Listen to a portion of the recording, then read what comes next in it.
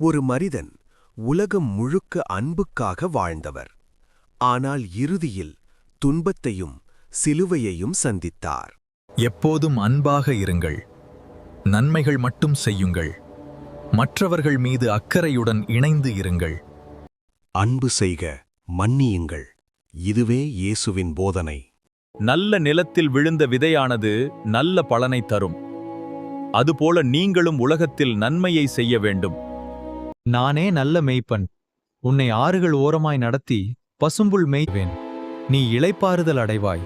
இப்படிப்பட்ட மனிதனை ஒருவன் சிலுவையில் அறையும்படி காட்டிக் கொடுத்தான். அப்படிப்பட்ட மனிதனுக்காக தன் ஜீவனை அவர் சிலுவையை சுமந்து நமக்காக இத்தனை நாம் பாவிகளாக பாவத்தின் மன்னிப்பு என்ன என்று தெரியாமல் வாழ்ந்து வந்தோம். அதற்காக ஒரு நிவாரண பலி தேவைப்பட்டது. அதற்காக மனித குலத்தின் மேம்பட்ட வாழ்க்கைக்காக அவர் பலியானார். என்னுடைய விலையேறப்பெற்ற இரத்தத்தில் உன்னை மீட்டுக் கொண்டேன்.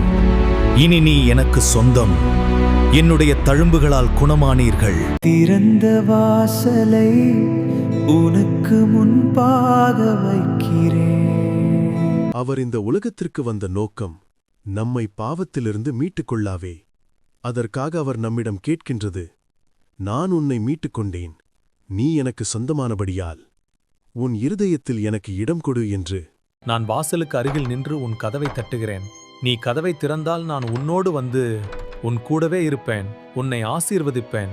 நீ எனக்கு உன்னுடைய இருதயத்தின் வாசலை தரும்போது உனக்கு உள்ளே நான் பிரவேசித்து உன்னை அன்பின் அடையாளமாக கருணையின் உருவமாக மாற்றி அநேகர் மத்தியில் பெரிய சாட்சியாக விளங்க பண்ணுவேன். இப்படி இருக்க நாம் இயேசு கிறிஸ்துவை இருதயத்தில் சொந்த இரட்சகராக ஏற்றுக்கொண்டு நம்மை அவரிடம் ஒப்படைப்போம். ஒரு சின்ன ஜெபம். அன்பின் பரலோக பிதாவே, எங்கள் இருதயங்களில் வந்து வாசம் செய்யும், எங்களை நன்மையாக மாற்றும். இந்த உலகத்தில் நாங்கள் நன்மையாக இருக்க கிருபை செய்யும். ஆமேன்.